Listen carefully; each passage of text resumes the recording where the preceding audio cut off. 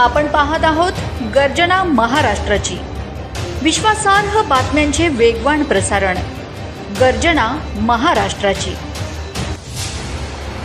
प्रभाग क्रमांक 2 मधील मतदारांनी अर्ध्या रात्री पैसे देऊन तरुण पिढी बिघडवणाऱ्यांना नाही, तर अडचणीच्या वेळी अर्ध्या रात्रीही सोबत उभे राहणाऱ्या व्यक्तीलाच आमचे मत, असा ठाम निर्धार व्यक्त केला आहे। अपक्ष उमेदवार सुबोध पाटील यांच्या प्रचारार्थ महादेव मंदिर परिसरात आयोजित सभेत ही जनभावना स्पष्टपणे दिसून आली। या सभेला परिसरातील तरुण, महिला, पुरुष तसेच वयोवृद्ध नागरिक मोठ्या संख्येने उपस्थित होते। उपस्थितांची गर्दी आणि उत्साह पाहता सुबोध पाटील यांच्या विजयाची जणू हमीच मिळाल्याचे चित्र होते। विशेषतः वयोवृद्ध महिलांनी सुबोध पाटील यांच्या निस्वार्थ सेवाकार्याच्या आठवणींना उजाळा दिला। त्यांच्या डोळ्यांतून सुबोध पाटील यांच्याविषयीचा जिव्हाळा आणि विश्वास स्पष्टपणे दिसून येत होता। परिसराचा सर्वांगीण विकास करणारा, सुख दुःखात नागरिकांच्या पाठीशी खंबीरपणे उभा राहणारा आणि गरिबांच्या अडचणी समजून घेणारा नगरसेवक म्हणून सुबोध भाऊंनाच निवडून देणार असल्याचा विश्वास उपस्थितांनी व्यक्त केला। सभेत बोलताना सुबोध पाटील यांनीही नागरिकांप्रती कृतज्ञता व्यक्त करत, 15 तारखेला रिक्षा या चिन्हासमोरील बटन दाबून मला तुमच्या सेवेसाठी संधी द्या, अशी भावनिक व अर्थाक मतदारांना दिली। 1 कोटी मागताय, आता कुठून आणू 1 कोटी? कुठून आणू? घर विकू? किडनी विकू? जर पैशावाल्याच राजकारण झालं तर तुमचे पोरं, तुमचे भाऊ हे कसे नगरसेवक होतील का? मग सेवा कोण करेल? तुमची सेवा हे पैशावाले करणार नाही। यांना फक्त आणि फक्त पैशाच्या जीवावर तुमचं मत घ्यायचे। हो, लक्ष्मी येणार आहे, त्यांची पूर्ण आरामाची लक्ष्मी आहे, कष्टाची लक्ष्मी नाही आहे। म्हणून लक्ष्मी घ्यायची, त्यांच्या रिक्षात बसायचं आणि माझ्या रिक्षाला मतदान करायचं।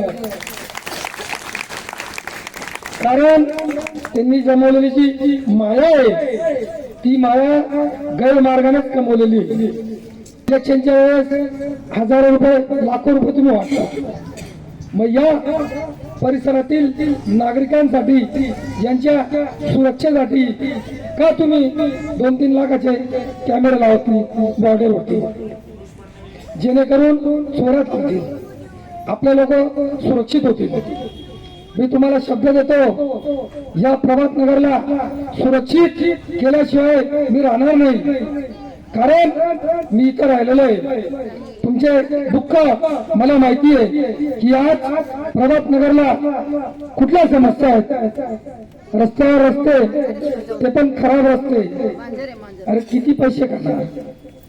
रस्ते खाता, गटर खाता। कोरोना काळात हे कोणाच्या घरी नाही गेले? इथं महेंद्र भांबरे होतो, विचारा।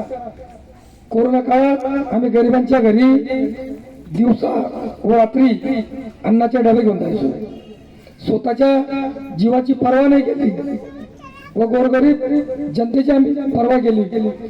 अशा माणसाचं तिकीट भाजपने कापलं। तो हा अन्याय केलेला आहे माझ्यावरती। हा अन्याय माझ्यावर नाही, हा अन्याय तुमच्यावर केलेला आहे।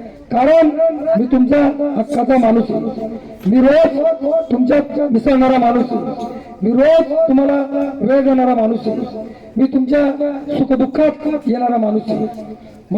पण रिक्षावाला दान करमा तुम्ही ले जाऊ शकती आणि एवढे वय की या भावनी शिवल मा ते तुमने जर गाई गरज आणली जाता तुमने लई जाई आणि त्याने आरमेट कर दी। पण असं नाही म्हणणार मी येणार नाही, आई ध्यान ठेवा, मला अंडोरले जीव दान दिले तो उपकार मी इसरावणी महादेव बाबा आहे। उपकार इसरावणी मी पैशाचे देणारी पाहिजे, मी बेड इकत, भाजीपाला इकत, पैसा आहे ना काही नाही, आणि मी पैसा कमाईले आई बी तुमचं सांगत। अहो बाबा राहिले, इटा भट्टीवर राहिले, गरिबी माहीन गेले। पैसावाला आपल्याकडे ध्यान नाही देस, ध्यान नाही देस पैसावाला सांगस। आता मी फिरायला जाऊ ना, बंगलादेश की जायत का मस्त घरमा घुसी जायत, बिचाऱ्या बाया गरीब बाया भांडा कशाचा चिठ्ठी फेकी देत। अरे नाही, त्यानं मी मत आहे ना, कारण की तो का कपडा वापरस, पैसावाला बारीक कपडा वापरस ना, तो दूर जात, गरीबले गरीबच वास। ध्यान ठेवा, पिंटू भाऊ असं आहे ना, तुम्ही गण उमेदवार असेल तुम्ही फारक करीवी, पण अभावनी बी एकदा फारक करल्या तुम्ही, अभावने बी